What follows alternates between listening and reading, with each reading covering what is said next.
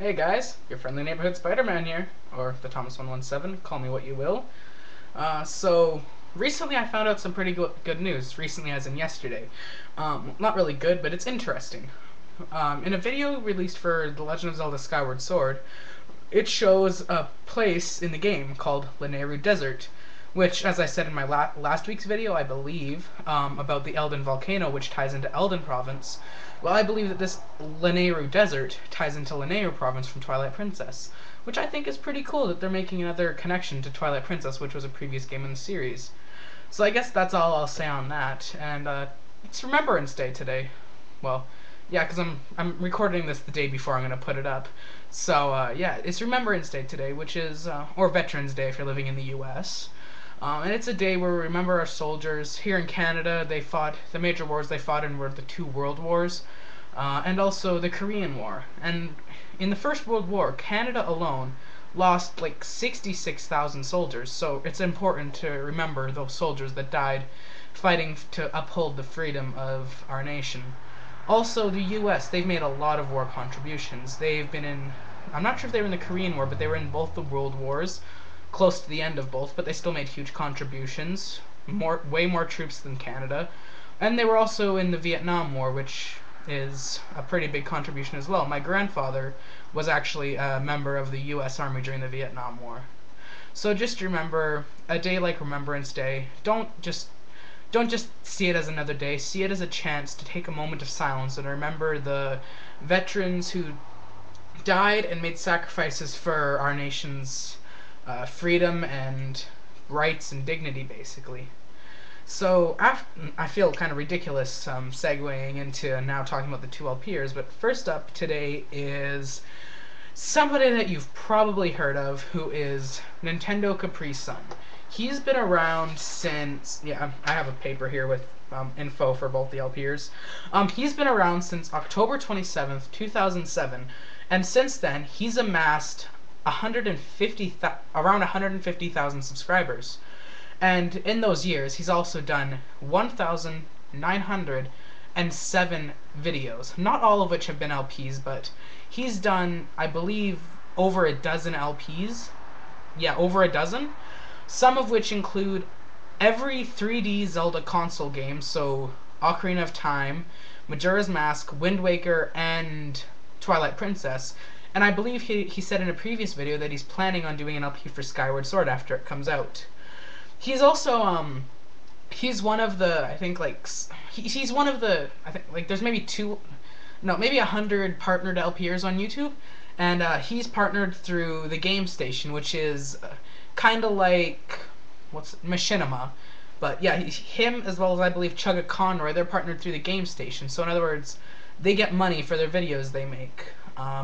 And it's rightly so. His videos are really high quality. Some of the games that he's done include, like I said, all of the 3D Zelda console games. He's also done, he recently did Conker's Bad Fur Day, which is one of the funniest LPs I've ever seen. Ever. Like, throughout the whole LP, he had a counter where he would, that counts the amount of times he says in the bathroom, which is one of his memes, basically.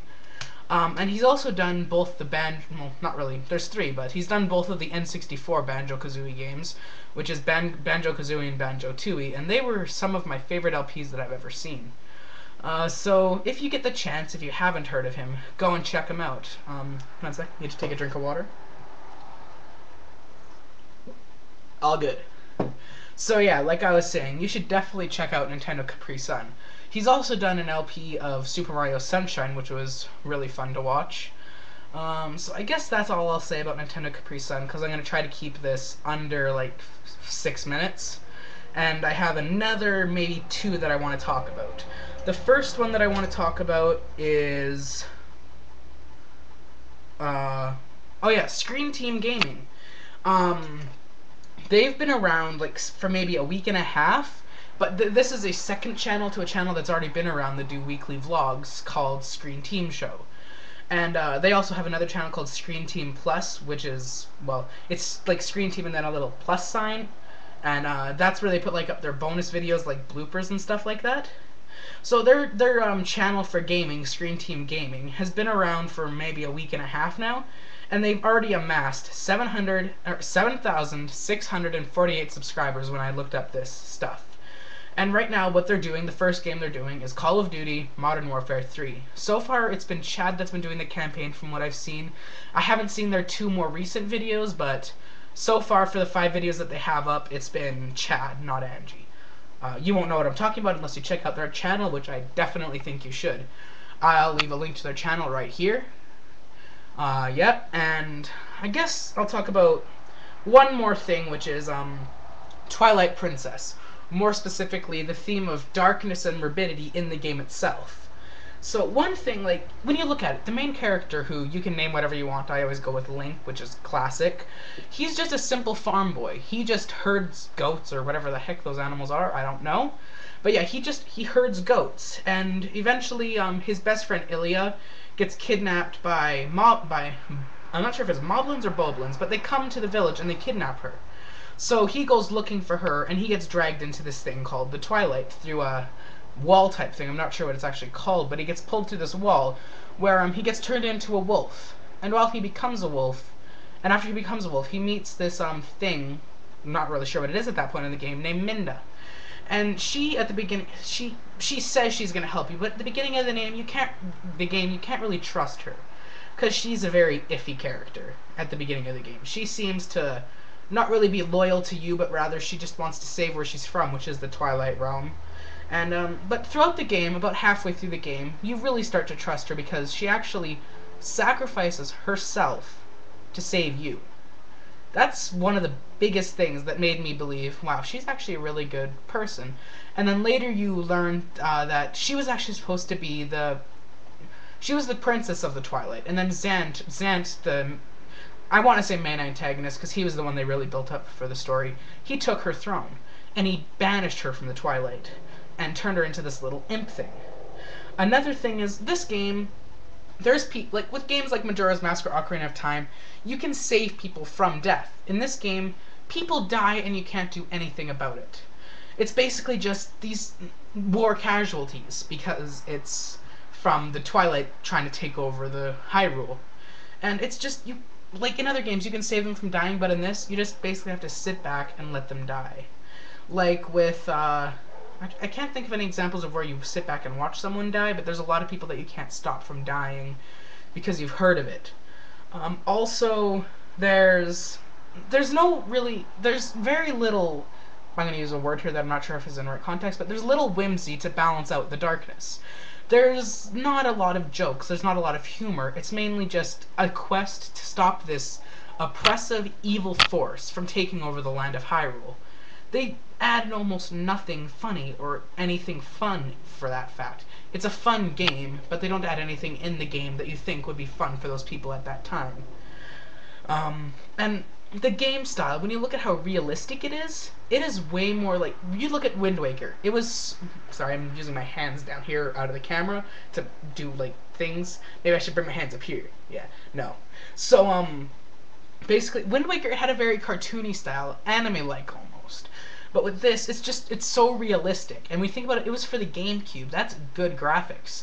Of course, I've heard from people that the GameCube had better graphical limitations than Xbox and PS2, but based on the games, I never really saw that. So, yeah. When you look at it, though, like, they put so much detail into it. Like, the Skulltulas, they gave me the creeps for that game. Also, the mini-boss of the Arbiter's Grounds, which is the 4th temple in the game, he's this demon reaper guy with a skull face, and it is one of the creepiest things I have ever seen in a video. Oh, look, the car just went by. Yeah, sorry. He's one of the creepiest things I've ever seen in a video game. Also, there's this thing called, I think it's called the Twilight Bloat. It's basically the queen of the Twilight insects, and it is one of the creepiest things that I have ever seen. Basically, this game, it's realistic, and they use that realism in it to depict the bestiary. It probably has hundreds of monsters, and out of that, probably around 75% are creepy as hell, I guess I can use. Yeah, I don't think I'll get flagged for that, so yeah, they're creepy as hell.